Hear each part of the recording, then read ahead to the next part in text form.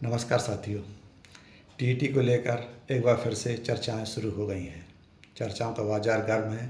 किसको टीईटी की परीक्षा देना अनिवार्य है और किसको टीईटी की परीक्षा देने से राहत मिलेगी, इस पर सारे शिक्षा जगत में हलचल मची हुई है और चर्चाएं चल रही हैं। अभी अभी टीईटी के विषय में लोक शिक्षण संचालनालय द्वारा एक पत्र जारी कर दिया गया है, जिससे शिक्षा जगत की सारी शिक्षकों की नींद उड़ गई है। साथियों, वो क्या पत्र है और किस को टीईटी परीक्षा देना अनिवार्य होगी और किसको इससे राहत मिलेगी, इसके विषय में मैं आपसे 1-to-1 चर्चा करने वाला हूँ। बने रहिए मेरे साथ। साथियों, अभी हम बात कर रहे हैं लोक शिक्षण संचालनालय द्वारा जारी उस पत्र के विषय में जिसने शिक्षकों की नींद उड़ा दी है। जी हाँ, लोक शिक्षण संचालनालय ने एक पत्र जारी कर उसमें हवाला दिया है माननीय सुप्रीम कोर्ट के निर्णय का। माननीय सुप्रीम कोर्ट के निर्णय जो उन्हें टीईटी के विषय में दिया था, उसमें यह बात साफ कही गई है कि कोई भी प्राथमिक एवं माध्यमिक शिक्षक हो, चाहे वो किसी भी वर्ष का हो, कोई भी प्राथमिक और माध्यमिक शिक्षक हो, उसे टीईटी परीक्षा देना अनिवार्य होगा।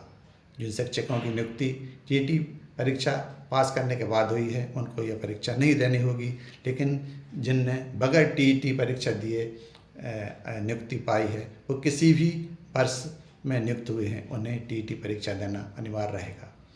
अब हम बात करते हैं उनकी जिनको टीईटी परीक्षा देने से राहत मिलेगी।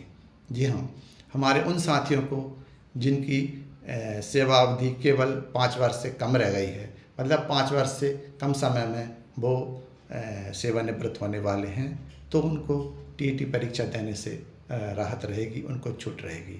लेकिन अगर उनको भी प्रमोशन चाहिए, अगर उनको भी 5 वर्ष की अवधि या उससे कम वर्ष की अवधि, जो भी उनकी अवधि शेष रह गई है, उसमें उनको प्रमोशन चाहिए, तो फिर उनको भी टीईटी परीक्षा देना अनिवार्य रहेगी। साथियों, ये टीईटी परीक्षा जिन साथियों को देना है, उनको केवल 2 वर्ष का समय दिया गया है। शासन के इस जो अभी पत्र जारी हुआ है, उससे स्पष्ट है कि अगर इस 2 वर्ष की अवधि में उनने टीईटी परीक्षा पास नहीं की, तो या तो उन्हें स्वयं इस्तीफा देना होगा, उनको आवश्यक सेवानिवृत्ति दी जा सकती है, और या उन्हें अपने पद से हटाया भी जा सकता है। इसलिए सारे शिक्षकों को जो भी प्राथमिक एवं माध्यमिक शालाओं में कार्यरत हैं, उनको टीईटी परीक्षा देना जरूरी रहेगा। प्राथमिक एवं माध्यमिक शिक्षक के अलावा बाकी जो वरिष्ठ अध्यापक हैं, लेक्चरर वगैरह हैं, उनको टीईटी परीक्षा देना अनिवार्य नहीं होगा, उनको इससे राहत रहेगी। साथियों, इसी तरह की अन्य खबरों को लेकर और टीईटी के विषय में और अपडेट लेकर मैं आपके सामने अपने नेक्स्ट वीडियो में फिर से उपस्थित होऊंगा। तब तक के लिए जय हिंद, जय भारत।